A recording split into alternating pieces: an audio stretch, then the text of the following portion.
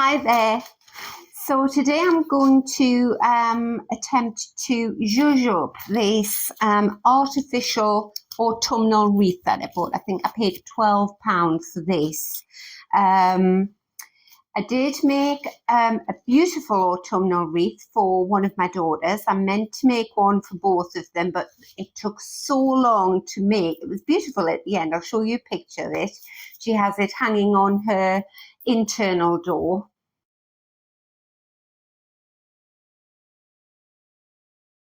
So that took me hours. I had big plans. I was going to make one for me, one for both of my daughters. And anyway, I thought, right, no, life's too short. So I bought this one for £12. And I've been round to my mother-in-law's garden where she has some beautiful shrubs, and I've picked berries, sort of bowers of these lovely red berries. And then I've got lots of goldenrod in my garden, and that's all going to seed. So I've got these, and I'm going to sort of intertwine them in amongst the artificial foliage and see what it looks like. I've never done this before. So I've got a packet of little ties to tie them on.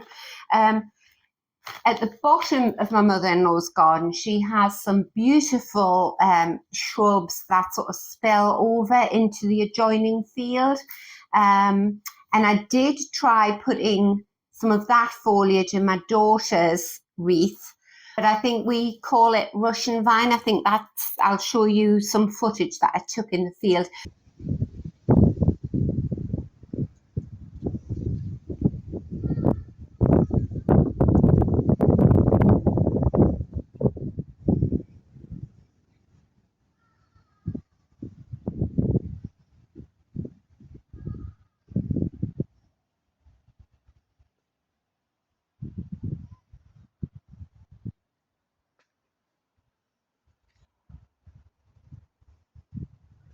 The Russian vine has big white flowers on it, and the red foliage, the leaves, looked beautiful, but they only lasted about an hour and then they all just wilted. So I'm not going to use them in this wreath here. I'm going to use these berries, and it means that the birds can still come and pick the berries.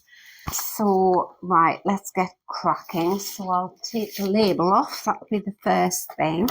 And what I'm hoping for is, although that looks, I mean, it's very pretty just the way it is, but it does scream, I am artificial. And what I'm hoping is that the more sort of real foliage I put in, it'll give the impression that the whole thing is made up of real foliage. Let's start with this. So that is the top of the wreath there. It's got a hole in it there.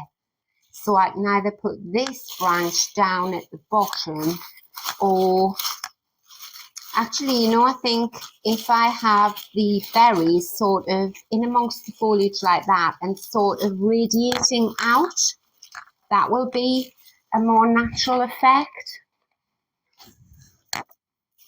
So I'll just clip it to its metal ring.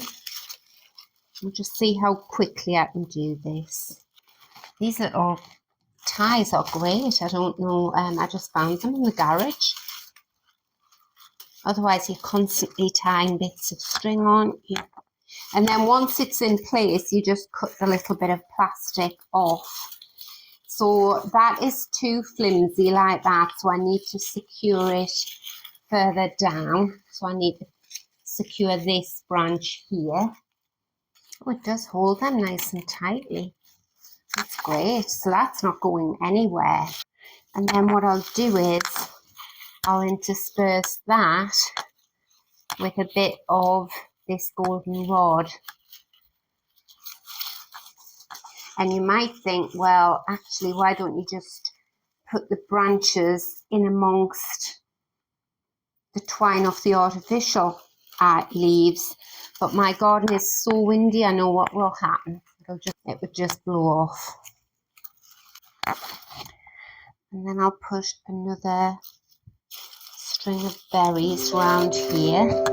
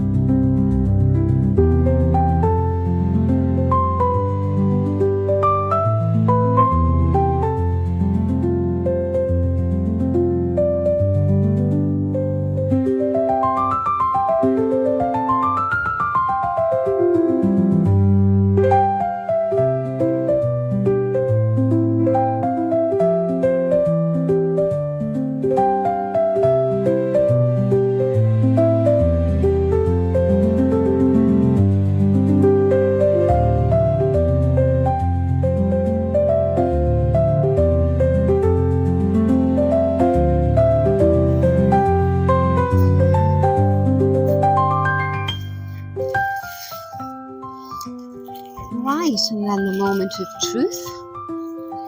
Do we like it? Oh yeah, I think that looks lovely.